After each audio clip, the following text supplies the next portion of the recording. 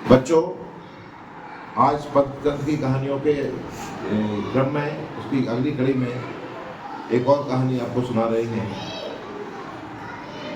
कहानी का शीर्षक है सच्चाई। क्या है? सच्चाई। कभी भी हमको सच्चाई का साथ नहीं छोड़ना चाहिए। कि छोड़ना चाहिए?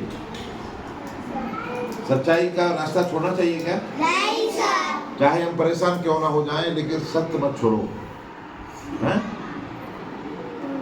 तो एक पुरानी कहावत मुझे याद आती है। किसी पुराने लोक कवि ने कहा है, सच मत छोड़े सूरमा, सच छोड़े पथ जाए, तो सच की त्यागी लक्ष्मी बहुर मिलेगी आए।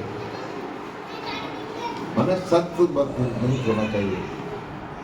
सूरमा माने है वीर। वीर कौन है? जो सत्य के रास्ते पर चलता है, वही योद्धा है। वो तो कभी कहता है, हे सूरमा, हे वीर, सत्य का रास्ता मत छोड़ना, अच्छाई मत छोड़ना, मनुष्यता मत छोड़ना। ठीक है ना? यदि तुम सत्य को छोड़ देगे तो तुम्हारा रास्ता चला जाएगा, पथ जाएगा, तुम्हारा सत्य का पथ चला जाएगा, रास्ता चला जाएगा। ठीक है? और सत्य की त्यागी लक्ष्मी, मैंने सत्य में के रास्ते पर चलते हुए तुम्हारी जो लक्ष्मी चली गई है ना, बहुर मिलेगी आए, वो एक बार फिर आकर मिल जाएगी। अभी भले ना हो, चाहे तुम्हारे पास अभी गरीबी आ गई हो, या पैसे की कमी आ गई हो, या किसी तरह की परेशानी आ गई हो, लेकिन इस रास्ते को मत छोड़ना। सच्चाई पर चलते रहते, एक बार फिर तुम्हारा समय आएगा और अच्छा समय आएगा। तो ये सच्चाई कहानी है। शुरू करते हैं कहानी को। रतनपुर के राजा विजय की कोई संतान नहीं थी। एक राजा थे रतनपुर के, विजय उसका नाम था। उनका कोई बच्चे नहीं थे। वह किसी युवक को उसके बाद का राजा घोषित करना चाहता था। रतनपुर का राजा, उसने घोषणा की, जो भी युवक मेरे दिए गए बीजों को उगाएगा, वह राजा होगा। मैं सबको बीज बांट रहा हूँ, जो मेरे दिए बीजों को अच्छी तरह से उगा देगा, उसको मैं सर मोबाइल क्या बनाएंगे? राजा बनाएंगे। ठीक है? इस तरह से उन्होंने ये घोषणा की। देखिए वो कह रहे हैं, लिख रहे हैं? Yes sir. तो और कहा कि मैं उसको राजा बना दूंगा। तमाम लोग आए। तो क्या हुआ कि मैं ऐसे ही कहानी सुना देता हूँ, बहुत छोटी कहानी है। तो उन्होंने बहुत सारे लोगों को ये सूचना दी और लोग आ गए। बहुत सारे लड़के आए, बहुत सारे लोग आए और राजा ने बीज दे दिए। लाइन लगा कर आए तो राजा ने सबको बीज बंटवा दिए। ठीक है? और कहा कि ये बीजों को लेकर जो कोई आएगा मेरे पास उगा कर, जिसके बीज अच्छे उगेंगे, उसको मैं इनाम दूंगा। और न केवल इनाम दूंगा बल्कि राजा बनाऊंगा। क्या बनाऊंगा? राजा बना दूंगा मेरे बाद उसको। तो हर किसी ने सोचा कि क्यों ना मैं ही राजा बन जाऊं। तो बढ़िया बीजों को उगाने की कोशिश की। अब राजा का टाइम हो गया कि इतने दिनों बाद मेरे दिए बीजों को उगाकर जो लाएगा, उसको मैं राजा बनाऊंगा। और मैं सबसे अच्छे जो उगाएगा उसको राजा।